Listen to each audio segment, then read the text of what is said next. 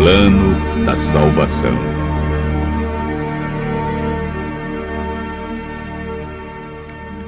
Para Deus, não importa o que fomos ou o que fizemos no passado.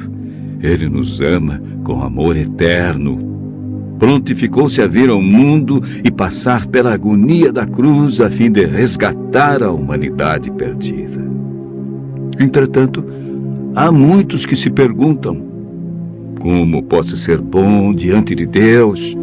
Como posso apagar meu passado? Como posso ser apresentado sem culpa diante dele? Como posso ser salvo?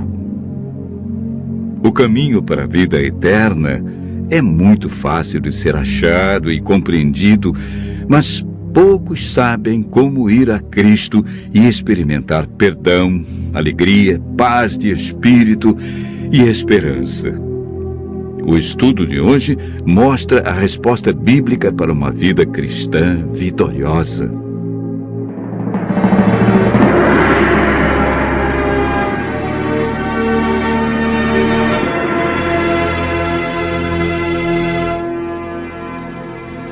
Assim que entrou o pecado no mundo, a divindade foi movida de compaixão pelos seres humanos. O Pai, o Filho e o Espírito Santo elaboraram um plano de redenção. Cristo se prontificou a deixar as cortes celestes, descer à terra como homem e pagar a pena do pecado e redimir a humanidade. O plano para a salvação do homem não foi um projeto tardio, elaborado posteriormente. Já antes da criação do mundo, Deus viu que o homem poderia errar. Ao pecarem, Adão e Eva perderam sua natureza perfeita. Deus não podia permitir que eles comessem da árvore da vida por mais tempo, pois, se comessem de seu fruto, viveriam para sempre e sofreriam constantemente os resultados do pecado.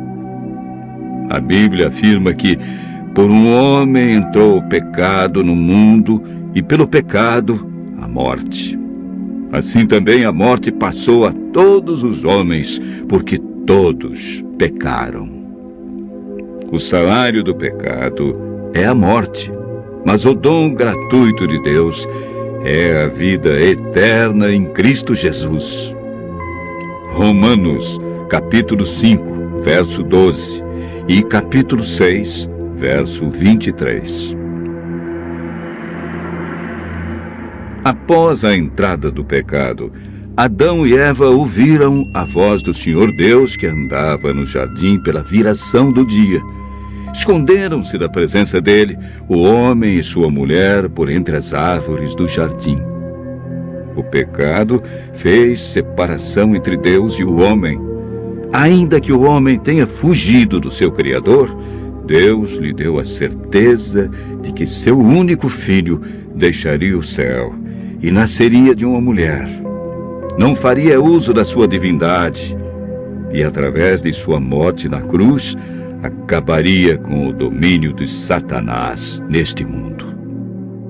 Desde a entrada do pecado, o ser humano foi destituído da glória de Deus e perdeu sua natureza perfeita. Lemos em Gênesis, capítulo 6, verso 5. Deus viu que a maldade do homem estava se multiplicando na terra e que a vontade do seu coração era continuamente má. O salmista Davi declara: porque eu nasci em pecado, e em pecado me concebeu minha mãe. O profeta Jeremias descreve o estado do coração do homem após o pecado. Ele diz: enganoso é o coração mais do que todas as coisas, e desesperadamente corrupto. Quem o conhecerá? Jesus afirmou que é do coração do homem que procedem os maus desígnios, adultérios, prostituição, furtos, falsos testemunhos e blasfêmia.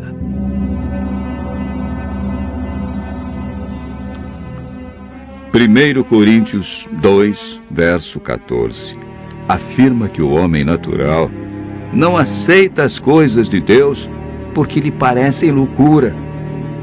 O apóstolo Paulo relata a grande luta que existia em seu coração.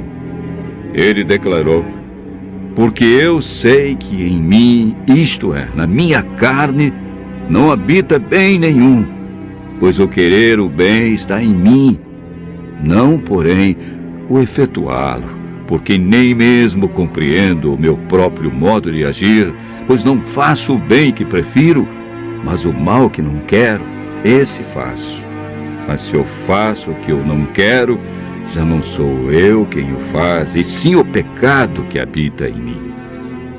Romanos, capítulo 7, versos 18 a 15, 17 a 20.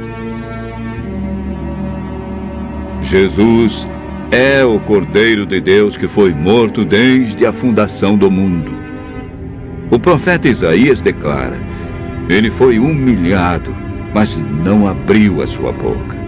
Como cordeiro foi levado ao matadouro, e como ovelha muda perante os seus tosqueadores, ele não abriu a sua boca.